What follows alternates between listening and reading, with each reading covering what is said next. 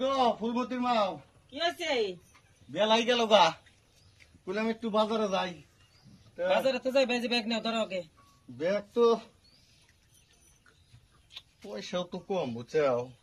বাজারের ব্যাগ হাতে দিবেন, নিলে পয়সা কম হয়ে যায় তোমার, না? কি কইবে বুঝছাও, বর্তমানে ডাল সিজন একদম।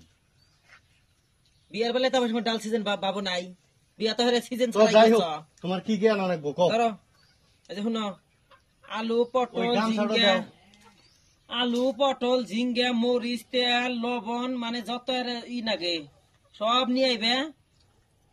আর লোকা আর কি কটকটি নিয়ে আইব। কে তোমার আবার কটকটি খাওয়ার এত?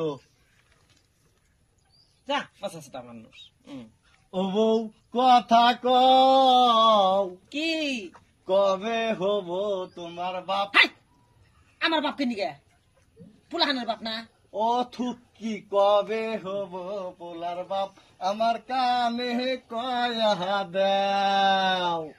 পুলা যখন বাজানে কইয়া ডাক দিব গো, তোমার মন তখন তোমার চমকা উঠবা গো। ও বউ কথা কও, কি কবে হব পোলার বাপ, আমার কানে কয়া দাও। ওই পুলার বাপ জইবে পেটের মধ্যে কেন পুলা নামে তুমি কেউ দিশা পাইলে পোলা পোলা কইতেছো যে যদি মেয়ে আয়।